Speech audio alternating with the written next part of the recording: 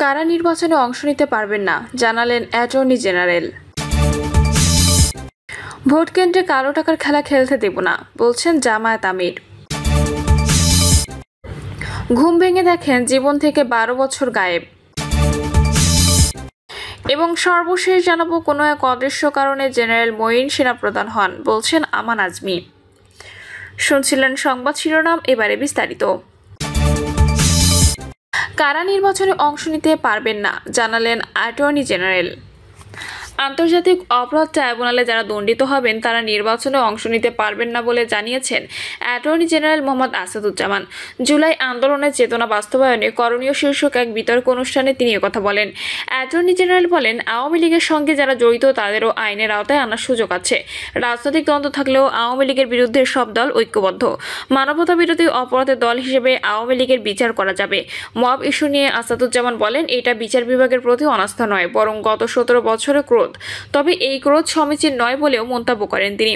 জুলাই অভ্যুত্থানের শহীদদের স্মরণ করে অ্যাটর্নি জেনারেল বলেন, আবু সাইদ কোনো রাজনৈতিক দলের না, জুলাইয়ের শহীদরা কোনো রাজনৈতিক নেই, তারা স্বৈরাচার আমলে ভুক্তভোগী হয়েও রাস্তায় নেমেছিল।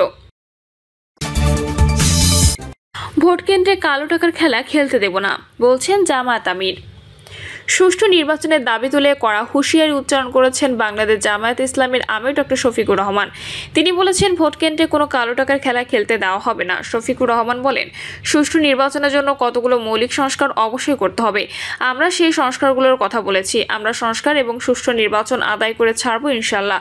তিনি হুঁশিয়ারি দেন, কেউ যদি আওয়ামী ফ্যাসিবাদ আমলে নির্বাচনের স্বপ্ন দেখে থাকেন তাদের মহান আল্লাহ সাহায্যে সেই স্বপ্নকে দুঃস্বপ্ন করে ছাড়ব। এই স্বপ্ন বাস্তবায়ন করতে দেওয়া হবে না। কোনো প্রশাসনিক কূ বাস্তবায়ন করতে দেওয়া হবে না। ভোট কেন্দ্রে কোনো কালো টাকার খেলা খেলতে দেওয়া হবে না। ডক্টর শফিকুর রহমান বলেন, আওয়ামী লীগ রাজনৈতিক শিষ্টাচার জানত না বলেই অপকর্মের স্বাদ ভোগ করে বিদায় নিতে হয়েছে। এখন এটি যদি কেউ করে তাহলে তাদের জন্য আরও ভয়ঙ্কর স্বাদ অপেক্ষা করছে।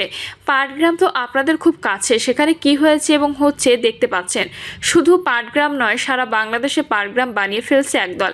এই অবস্থায় সুষ্ঠু নির্বাচনের কল্পনাও করা যায় না। আগামী নির্বাচনকে কেন্দ্র করে ষড়যন্ত্রের আভাস পাচ্ছেন দাবি করে তিনি বলেন, আগামী নির্বাচনকে সামনে রেখে বহু ধরনের ষড়যন্ত্রের কথা আমরা শুনতে পাচ্ছি। নানা ধরনের ইঞ্জিনিয়ারিংয়ের কথা আমরা জানতে পারছি। শেখ হাসিনা রাষ্ট্রের গুরুত্বপূর্ণ জায়গায় তার লোক বসিয়েছিল, ক্যাডার বসিয়েছিল, কিন্তু তখন গণবিস্ফোরণ ঘটেছে। তখন তাকে কেউ রক্ষা করতে পারেনি। যে জনগণ এত রক্ত দিয়ে ফ্যাসিবাদকে তাড়িয়েছে, সে জনগণ আরেকটি ফ্যাসিবাদকে কায়েম করতে দেবে না।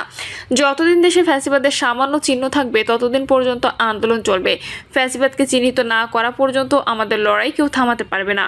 আইন শৃঙ্খলা বাহিনীর উদ্দেশ্য জামায়াতের আমির বলেন, অতীতে যারা অপরাধ করেছেন তাদের বিষয়টি রাষ্ট্র দেখবে। এখন আপনারা যারা দায়িত্বে আছেন তারা দায়িত্ব পালন করুন। জুলাই আন্দোলনে হত্যাকারীদের বিচার দাবি করে তিনি বলেন, জুলাই আন্দোলনে যারা শহীদ হয়েছেন, যারা গুলিবিদ্ধ হয়েছেন, যারা পঙ্গু হয়েছেন, আমরা তাদের চিকিৎসা দিতে পারিনি। এসব অপরাধ যারা করেছেন তাদের বিচার ও দেশের জনগণ দেখতে চায়। যদি তাদের বিচার হয় তাহলে কোনো দলকে তুষ্ট করার জন্য দেশের জনগণের উপর এরকম নোংরা হামলা চালাতে কেউ দুঃসাহস পাবে না। আর যদি বিচার না হয় তাহলে অবিচারের সংস্কৃতির কারণে বাংলাদেশ একটা জঙ্গলে পরিণত হবে। ঘুম ভেঙে দেখেন জীবন থেকে 12 বছর গায়েব। টাইম ট্রাভেল অর্থাৎ সময়ের এক প্রান্ত থেকে আরেক প্রান্তে চলে যাওয়ার ধারণাটি যতটা রোমাঞ্চকর ঠিক ততটাই কল্পনাপ্রসূত। তবে ডক্টর পিয়ের দান্তে পিকিওনির জীবনে এই ঘটনা ঘটেছিল বাস্তবেই, অবশ্য অনিচ্ছাকৃতভাবে। 2013 সালে এক ভয়াবহ গাড়ি দুর্ঘটনায় পড়েন তিনি। সেই দুর্ঘটনায় তার মাথায় মারাত্মক আঘাত লাগে, যার ফলে তিনি হারিয়ে ফেলেন তার মস্তিষ্কের 12 বছরের স্মৃতি। দুর্ঘটনার পরদিন হাসপাতালে জ্ঞান ফেরার পর পিকিওনি নিশ্চিত ছিলেন এখন 2001 সাল চলছে। তিনি চিনতে পারেননি তার স্ত্রীকে, এমনকি নিজের প্রাপ্তবয়স্ক ছেলেদেরও মনে করতে পারেননি। তার কাছে মনে হচ্ছিল তিনি যেন হঠাৎ করে সময়ের 12 বছর পিছিয়ে গেছেন। এক ধরনের বাস্তব জীবনে টাইম ট্রাভেল। এক অজানা আতঙ্কে হতভম্ব হয়ে পড়েছিলেন পিয়ের দান্তে, যাকে তার কাছে মানুষেরা পিয়ের নামে ডাকত। এই স্মৃতি মুছে যাওয়ায় তিনি তার ডাক্তারি পেশা আর চালিয়ে যেতে পারেননি। অতঃপর তিনি খুঁজে বের করার চেষ্টা করলেন যে তিনি আগে কেমন মানুষ ছিলেন। হাজার হাজার ইমেইল ঘেঁটে তিনি জানতে পারলেন তার একটি অন্ধকার দিকও রয়েছে। তার এই অভিজ্ঞতা এতটাই অদ্ভুত ছিল যে তার এই গল্প থেকে অনুপ্রেরণা নিয়ে ইতালিতে একটি টিভি সিরিজের নির্মাণ হয়েছে, যেখানে একজন তরুণ ডাক্তারকে গুলি করা হয় এবং পিয়েরের মতোই তার স্মৃতি থেকে 12 বছর মুছে যায়। যায়। 2013 সালের 31 মে পিয়েরের জ্ঞান ফিরে পান। তিনি তখন ইতালির লোদি শহরের একটি হাসপাতালে জরুরি ওয়ার্ডে শুয়েছিলেন। ওই হাসপাতালের প্রধান তিনি নিজেই ছিলেন। তিনি বলেন, প্রথম যা দেখেছিলাম তা ছিল সাদা আলো, আর সেটা ছিল জরুরি সেবা কক্ষের আলো, যেখানে দুর্ঘটনার পরপর আমার সহকর্মীরা আমাকে রেখেছিল। আমি প্রায় 6 ঘন্টা কোমায় ছিলাম এবং যখন আমি জেগে উঠি তখন আমি কেবল আমার সহকর্মীদের চোখ দেখতে পেলাম। যখন তারা জিজ্ঞেস করলো আজকে কত তারিখ, আমি 5-6 সেকেন্ড চিন্তা করে বললাম আজ 2001 সালের 25 অক্টোবর। তারপর তিনি দেখলেন তার এক সহকর্মী একটি আইপ্যাডে কিছু টাইপ করেছেন। এ ধরনের যন্ত্রের অস্তিত্ব 2001 সালে ছিল না। সেই সময় ফোনের কাজ শুধু কল করা, টেক্সট পাঠানো আর অল্প কিছু খবর জানানোতেই সীমাবদ্ধ। কিন্তু সবচেয়ে বড় ধাক্কাটা তখনও আসেনি। তারা বলল, তুমি কি তোমার স্ত্রীকে দেখতে চাও?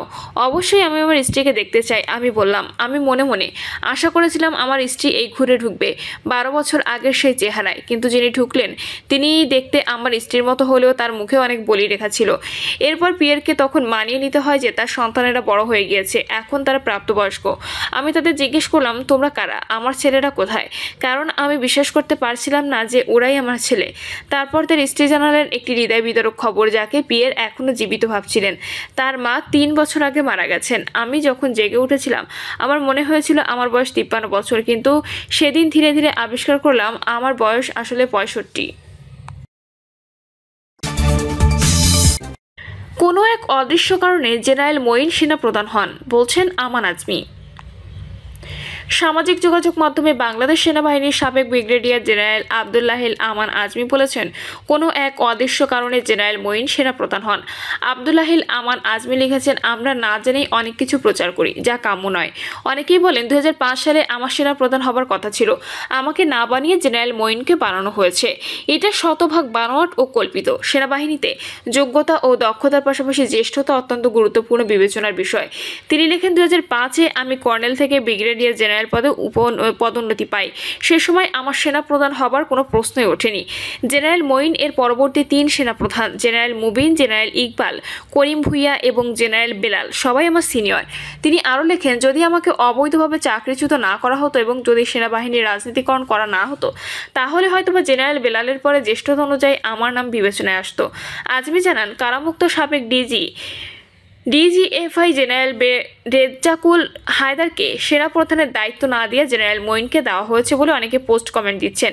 এটাও শতভাগ ভুল। এই রেজ্জাকুল হায়দার বাংলাদেশ মিলিটারি একাডেমির 5ম শর্ট কোর্সের সঙ্গে 1977 সালে কমিশন লাভ করেন। 2005 সালে ওনারও সেনাপ্রধান হওয়ার কোনো প্রশ্নই আসেনি। 1971 সালে পাকিস্তান মিলিটারি একাডেমি থেকে কমিশন পাওয়া চৌকাশ জেনারেল রেজ্জাকুল হায়দার এর 2005-এ সেনাপ্রধান হওয়ার কথা ছিল। ওনার ছবিসহ নাম কোনো পত্রিকায় প্রকাশিত হয়েছিল। তিনি জেনারেল মঈনের 3 বছর এবং জেনারেল রেজ্জাকুল হায়দারের 6 বছর সিনিয়র। সর্বশেষ তিনি জানান, জেনারেল রেজ্জাকুল হায়দারের ছবি শীঘ্রই পোস্ট করার আশা রাখি।